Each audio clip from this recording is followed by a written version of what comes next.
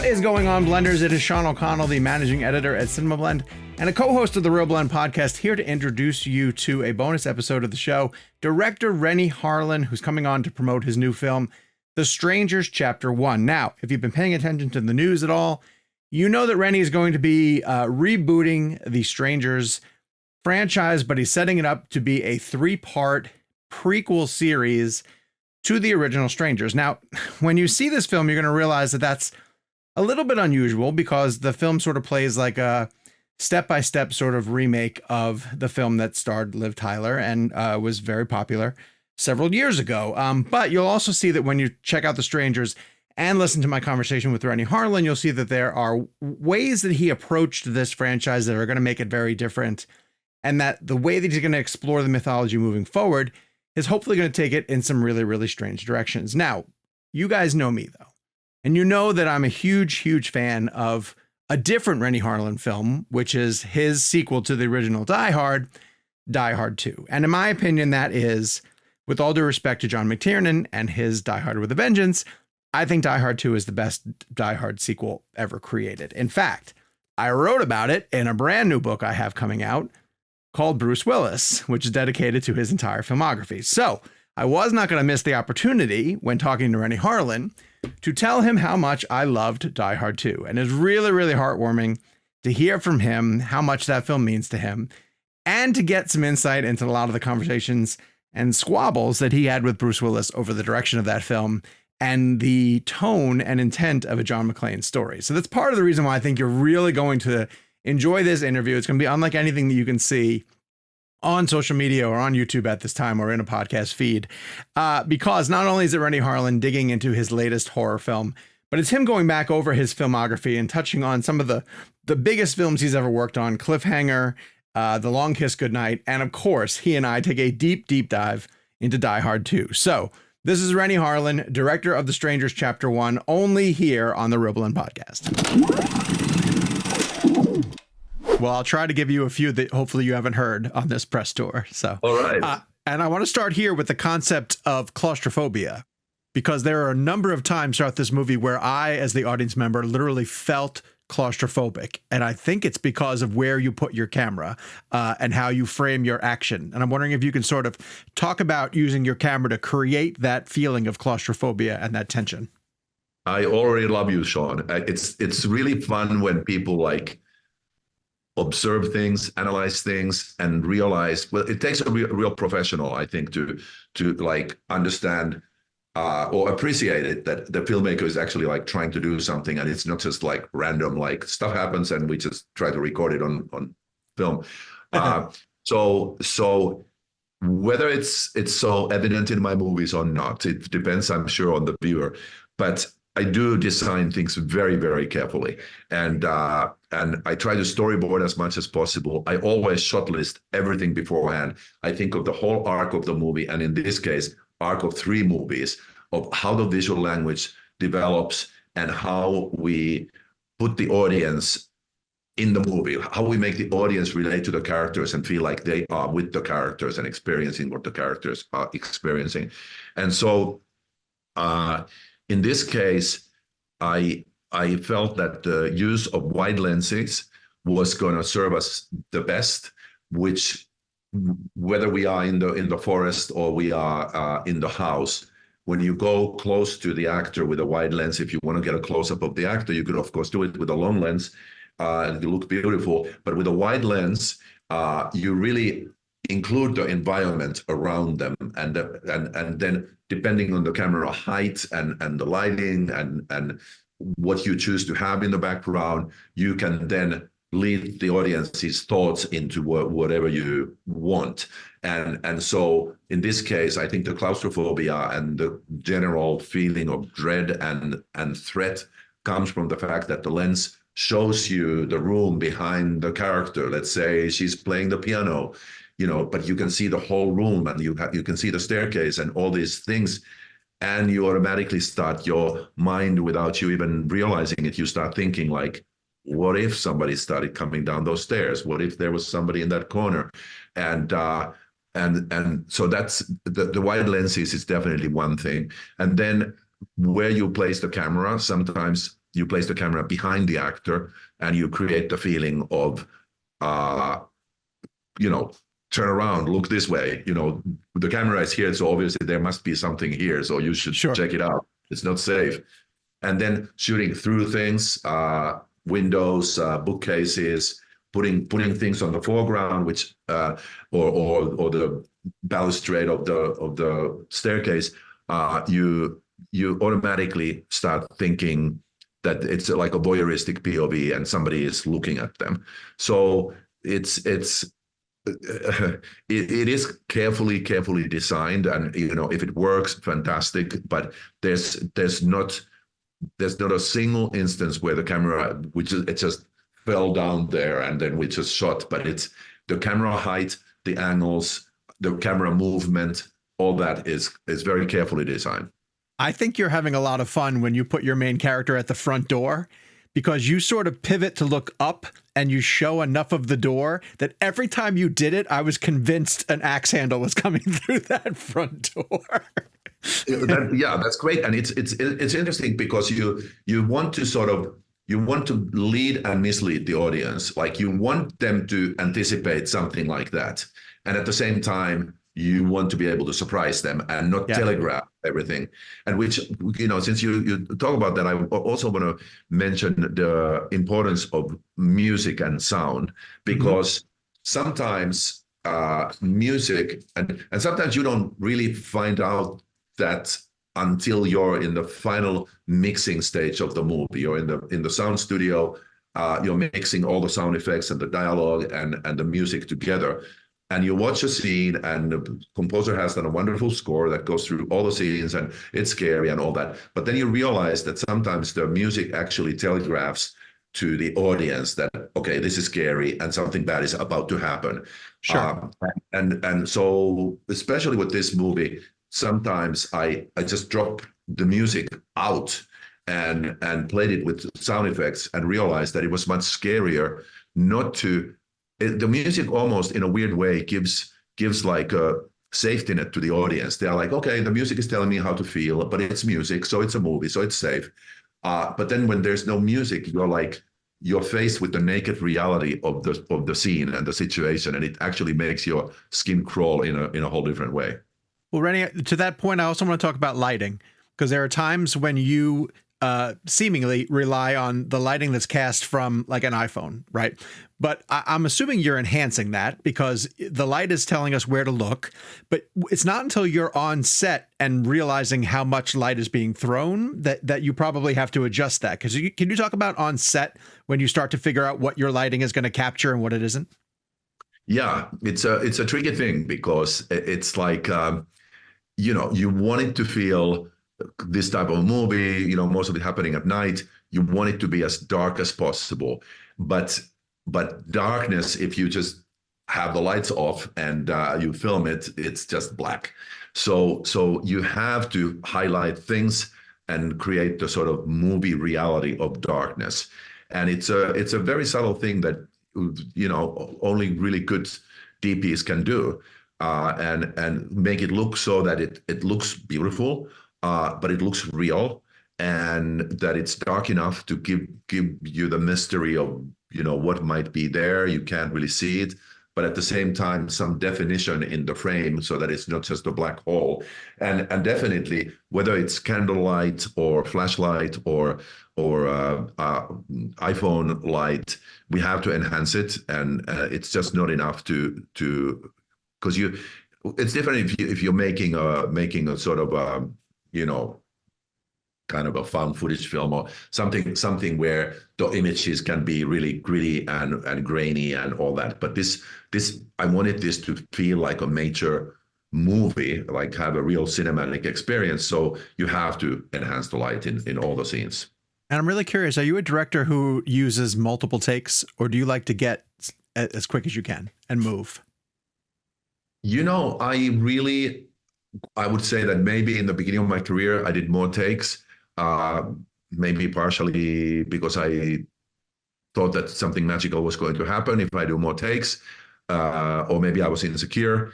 But I learned that my philosophy is, and of course there are different kinds of directors, but my philosophy is that if it's scene is rehearsed properly, you know exactly where you want your camera, where you want to stage your actors, and how you want things to happen, and you rehearse it, then you get the best and freshest and most real takes in the beginning. Of course, there are different kinds of actors also who need maybe more, but I love to just do two takes and move on. And also, what I've discovered is that sometimes and it can be like a complex shot with certain camera move and maybe some kind of special effects there, or dripping blood, whatever it might be. And you do that second take, and everybody's like, "Oh my God, that was perfect." And then somebody says, like, "Should we just do one more just for safety?" It's like, safety. Why do you need a safety thing? But I made that mistake earlier in my career. And what I learned is that if you fall into that trap of, let's do just one more for safety, then the next take goes completely wrong. Like the camera falls off the dolly. Next take, the light falls down. Next take, the actor stumbles. Next take, they forget the dialogue. And it's like 14 takes later. Now you can't give up anymore. Now you can't go back and say, like, actually, the second take was so good. Like, let's just stop now. No, now you have to get that perfect take, and you're trapped in this, real. So you are no stranger, no pun intended, to stepping into horror franchises that already have a bit of an established world, whether it be it's 20 years ago that you stepped into the Exorcist series, obviously Nightmare on Elm Street early in your career. What do you enjoy about building off of existing threads in a horror saga, and how do you like to kind of put your own fingerprints on the material? Well, in the case of Nightmare on Elm Street, it was really it was another movie that I really randomly saw. I remember I was in London and just like saw the poster outside a movie theater. I went to see it, and I was just blown away. I loved it because I've had nightmares all my life, so I could really relate to it.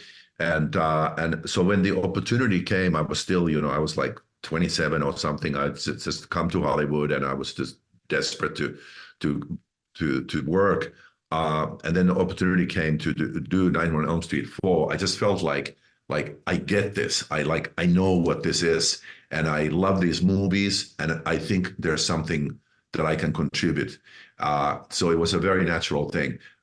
Exorcist is, we would need to do a whole another interview just about that, because that was a very weird situation where literally a producer who's a friend of mine asked me to do a favor and to just kind of like help a little bit with a movie that they felt was troubled.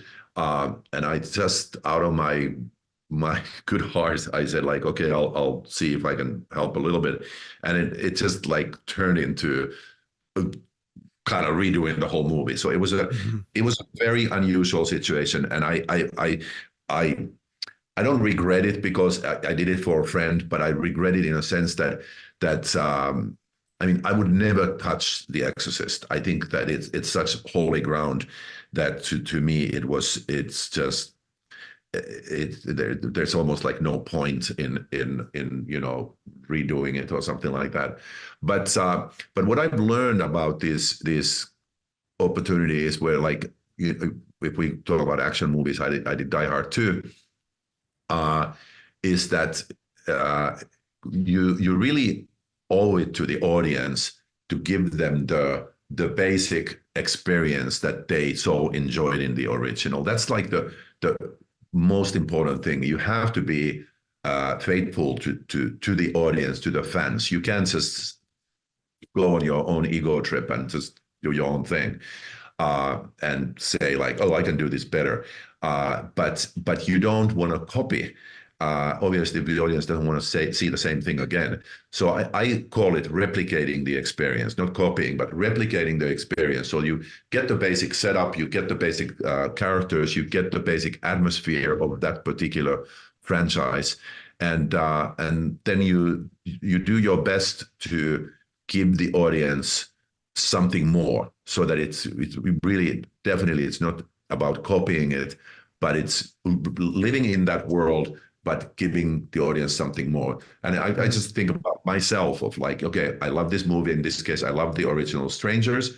So how do I create a 3-movie epic that, as a jumping off board, uses the premise of this beloved movie, but then takes us on another journey that feels honest and real in that world, but it's its own beast. I want to come back around to chapters 2 and 3 in a second, but I have to detour here. I have a book coming out on June 11th, and it's about Bruce Willis and his career, a celebration of his filmography. And I have to tell you that Die Hard 2, in my opinion, is the only true Die Hard sequel. It's the only one that legitimately feels like the original film, the original McTiernan, because it's limited to one location. It's McClane fighting for the love of his family. Like, from Vengeance, with a Vengeance on, he's a disgruntled drunk who he's not connected to his family. Like, the fact that McClane is fighting to save his family is to me what the connection of the familial roots of the first one, and keeping him limited to a location where he can't leave, he can't go too far away from it, has always been why I argue that Die Hard 2 is the best sequel in the franchise. Thank you.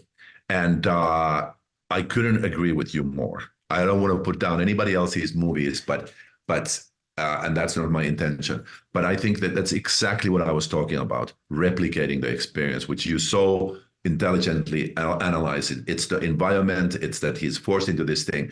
And more than anything, it's about the family. It's about his wife. It's like, I get goosebumps when I talk about this, because like you're so, you're hitting the nail right on the head. That this was one of the well, there were two disagreements I had with Bruce when doing that. One was that he had just become a movie star. He had done moonlighting for 20 years, but now he had become a movie star, and he was hell-bent on making Die Hard 2 a serious movie, like a real dramatic, serious action drama.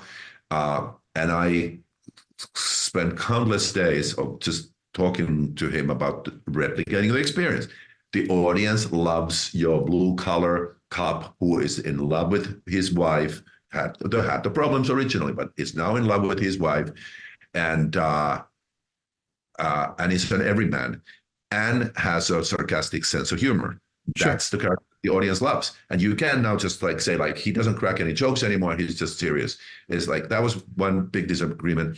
And the second one was regarding the family. And like, well, I don't want to, go too deep into personal opinions and things, but he was not so convinced that this family aspect was so important in the second. And it's integral. It's integral to his character. I kept telling him and everybody around is that the whole point why this movie will work is that he is not saving the world from a nuclear disaster. He's saving his wife. Yes. And over the course of it, he's saving all these other people, and he's an incredible hero. But why is he really so hellbent and desperate and passionate about what he's doing is because his wife is there. It's about the wife. And that's why when they finally get together in the end and they hug, it's like, that's it. It's not about like, yeah, we avoided a nuclear disaster. And actually, when you think about it, like, very few movies nowadays do this, because it, like, you take any giant action movie, it's like people are just always like racking their brain, like, what are they going to do? They're going to spread anthrax everywhere in the universe, or it's the biggest nuclear weapon that is going to blow up the whole universe, and that kind of stuff, or it's a meteorite that is going to destroy the world. But when you can make it about the characters and people root for them and relate to them, that's gold. And I had to fight for some of the scenes, like, and this, it's an example of a scene that works because it's emotionally so strong that it works, and the audience doesn't stop to think about the reality of it, really. And it's when they talk to each other via phone. Bruce is on a pay phone, and she's on kind of an earphone on the plane, which, I guess today you could do anything, but in those days it's like a complete impossibility. But the audience thought it was emotionally so important that they connect. Yeah. And so that movie is all about, and ever since I did that, it's like I always tell screenwriters and producers and studio executives, I always say emotion, emotion, emotion. In every movie, it's about the emotion. You can blow up everything and you can have all the action and the car chases and everything, but if you don't have emotion that the audience can relate to, and you know, I mean, let's look at the first John Wick that started the franchise. It's all about, you know, his ex-wife and about his dog. And that's the driving force for the whole movie. Sure. Yeah. So yeah, In thanks for fact, saying. Like, I get bored by the later ones because it's just a relentless killing machine. You know, I more want to see a vulnerable hero. No, listen, this is me. Those are good movies. Those are good movies, but they get away from what makes these stories special. Which I'm, you know, I mean, who am I to criticize people who are making billions of dollars with these movies? But now that you say it, I feel exactly like you. Like when I watch these movies, I'm like, okay, yes, there's like 200 million spent with unbelievable, incredible action and all that, fantastic style and all that. But like, where's the emotion? Now it's just a revenge story. I'm not even sure I know anymore why he's going after all these people. But there's like zero emotional stakes involved anymore. Even, you know, like you look at Bond movies, recent Bond movies, there's been some really high emotional stakes and which I think is beautiful. So yeah, I think that it doesn't matter if we're talking about action or horror or any kind of a movie. You gotta have emotion. They're coming to the movie theater to feel something and not just feel like, which is of course the case in some studio movies. Emotion is replaced by spectacle. You know, you have CG everywhere, everything, car chases and flying people and everything. And so it's like you've come now to see circus instead of seeing a play where, you know, you're rooting for the characters and emotionally really, really involved. So Renny, there's a reason why at the end of your massive explosion at Die Hard 2, you had Bruce Willis say, "There's your fucking landing light." Like, it was everything he's doing is to get his wife on the ground safely. That's it. That's it. Absolutely. Absolutely. All right, let's get back to The Strangers, please. I cannot wrap my brain around the fact that I think you shot all three of these like back to back. This seems epic in scope and probably a bad idea. Yeah. I wish it was back to back. That would have made it simple. But it was really on top of each other because there are certain locations that all three movies share in certain ways. The house and the forest and certain places, though the next two movies do take us to completely, you know, different journey, but still some sets were shared. And so the only sensible way to shoot a movie economically is to, like, you know, once you're in the house, you're going to shoot everything that happens in the house ever in this 4.5-hour epic journey. And so we're going from Monday morning, we are doing movie 3, Monday afternoon, movie 1, Tuesday morning, movie 2. And the challenge for me, it's easier, though I still, have to really keep in mind, like, what's the tempo, what's the tension, where's the threat, how much does the audience know at this point, all that stuff, of course, and how I shoot it and how I direct the actors. But for actors to be emotionally in the right place, and for the crew, from production design to props to costume design to makeup, literally, Madsy's character could be covered in blood with torn clothes and barely able to walk on Monday morning. And 2 hours later, she's completely clean and pristine, driving in the car and admiring a nice little town, and all life ahead of her. And then when you think about it, like, even in one movie, because movies are always shot out of order.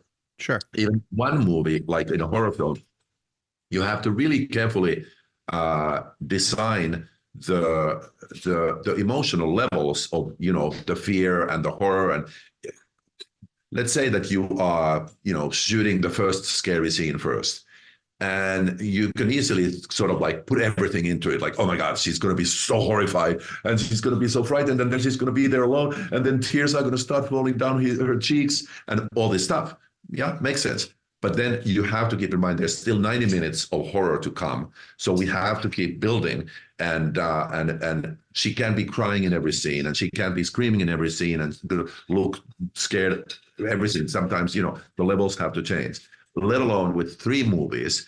Like, we had literally like emotion charts and crying charts to Wow. make sure that we don't fall into a trap that when you cut it all together, it's like she's just going from like, what, the next scene, again. It's like there just has to be a pace and build up, and some kind of rhyme and reason to all of it.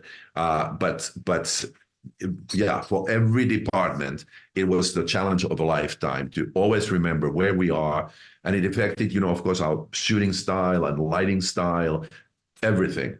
And then once it was shot, then same thing with the editing. Like, I designed the visual language, hopefully it all works, so that it develops from the first movie to the second movie and the third movie. And the movies kind of get more and more epic, bigger scale, but at the same time, even if we are in the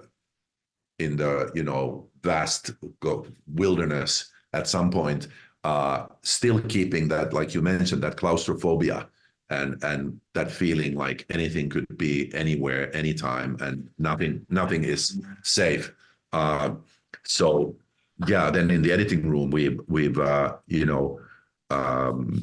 discovered that some things work great and some things we had to work on to make the transition smooth and all that. So it's you make, even if you just make one movie, you make it 3 times. When you're scripting it and you're in pre-production, you design one movie, and then when you're shooting, because of all the things that affects your work and days and nights, it becomes another movie. And then in the editing room, you take all that, and then it takes a life of its own, and it becomes a new movie. And in this case, 3 movies. Well, I'll get you out of here on this one. Then, of those 3 phases, which one do you prefer? And has that changed over the course of your career? Excellent question. I wish I had a simple answer, but I would say I love prep, because in prep you can dream anything. I draw a lot of storyboards, and I do a lot of research. I watch other movies. I watch photography and art and anything that can inspire me. So it's a really fun phase, because you can dream anything, you can do anything, and it doesn't cost anything. So you can dream as big and crazy as possible, and then you will present those dreams to producers and financiers, and then you'll see what you can actually do. But that's like the freest time, the prep, and also finding locations. And I also, like, my philosophy is that, like, I tell always production designers and location scouts, it's like, if the script says like interior warehouse, and then blah blah blah blah happens, I'm like, okay, we're in this town, and I haven't been here before. But when you start looking for locations, don't just look for warehouses. You might have a fantastic church, or you might have something completely different, a cave. Like, just present everything to me, because I don't care what the script says. I'll just go for whatever visually I think works best for the movie. Sure. It's a really fun time. But I must say, now that I'm talking, the funnest time for me is on the set, because I'll be completely honest with you. Since I was a kid, I just was the type always who kind of naturally was the leader. Like, when neighborhood kids would get together and go and play whatever, I would be the one who would say, like, okay, we're going to do this, and you guys are this, and you guys are the bad guys, you guys are the good guys, and then we're going to do this, and we're going to go there. So it just came naturally to me, and it is the greatest feeling. It's the greatest high I know in life, is when I'm on the set and there's at least 200, 300, 400 people there, of crew and cast, who are just listening to every one of my words. And of course, we prep the movie together, but now I am there. Everybody's waiting for me to walk in and say, okay, actors, I want you to do this, and then, let's see if you come in from there, you come in from there, and then you talk, and then you turn, and of course I'm not telling them every step, but I have a very clear idea what I think the actors will do in that space, and then we rehearse that, and then I tell like, okay, and the camera is going to start from here, and then do this, and then we're going to have this angle, and then we're going to have that reverse, and then we're going to have an insert of this, and everybody's just like, okay, let's do it. And of course, there's tons of input from all the people, the actors and the crew, and they just make me look smarter and better every day. But it is, but I am in charge, and it is just the greatest high. It's just like, I think that there's at least a good fraction of feeling the same that a rock star feels when they are on stage. Yeah, sure. Mick Jagger is on stage in front of 80,000 people, and every move he makes, every word he says, he can get the reaction from the audience. Whatever he wants, it will happen, and he knows it. And it's a little bit of that I feel like I'm a rock star when I'm on the set, and whatever I say, people will be like, yeah, let's do it. And that's when I'm alive. And like my wife says the same thing. It's like I get like little antsy at home, and she's like, don't worry, you'll be on the set soon. And that's when I'm alive. That's amazing. Renny, this was an honor. Thank you so much for your time. I really appreciate it. Hope I hit you with a few you hadn't heard yet. You absolutely did it. Well, you see how like into it I got. It's like you inspired me. Thank you, Sean. Thank you very much. Terrific. I appreciate your time. Talk to you soon. Good luck. We have to thank our good friend Renny Harlin for coming on to the show. He had such kind words to say about the interview and about the questions. You guys know how much that means to us when we hear a subject being really happy about the questions that they're getting asked, especially on a junket tour when they're getting inundated with, the same types of questions.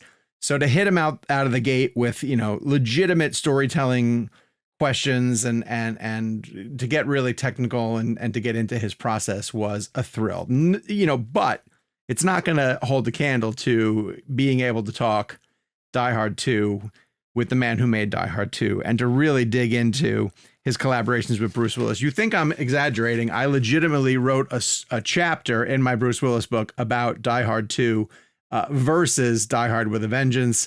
You can hear my thoughts or read my thoughts about what I think about the Die Hard franchise in my brand new book, cheap plug, Bruce Willis. It is available right now for pre-order. It comes onto the stands on June 11th. So now that you've listened to Renny Harlin and myself gush about why Die Hard 2 is the best sequel of the franchise, you can agree with me or disagree with me in the comments down below. I want to hear from you guys, you Die Hard maniacs. Let me know why I'm right or wrong, and I promise to play along with you guys in the comments. As long as you're nice, be nice. Don't be rude about this. Renny Harlin's film, The Strangers, Chapter 1, is coming to theaters. Make sure that you circle it. I think the release dates for Chapters 2 and 3 are really close behind it. I'm not sure that they've been confirmed, but as you heard in the interview, he kind of shot these back to back or relatively close to each other and consecutively. So I think he's going to try and work on getting these films into theaters and to the audiences as quickly as possible. When you get to the end of this film, you're going to realize that there's like a cliffhanger that's pushing the narrative forward. So you're going to want to find out where it's going next. Thank you to Renny for coming on, and thank you guys for checking out the latest ReelBlend. Make sure you are checking out all the rest of our interviews. We have a deep catalog of old interviews to be found on our channel, whether you're listening in audio form or if you happen to be on the YouTube channel, youtube.com/ReelBlend podcast. You can see video interviews with some of your favorite directors and talent. And next week, we have a huge one coming. George Miller, the director of Furiosa, a Mad Max saga, is going to be sitting down with the three ReelBlend hosts to dissect his filmography and his approach to the new movie. So you do not want to miss George Miller on ReelBlend when that drops. Until then, enjoy your time out there, movie lovers. Share the channel with a friend, and we will talk to you guys soon.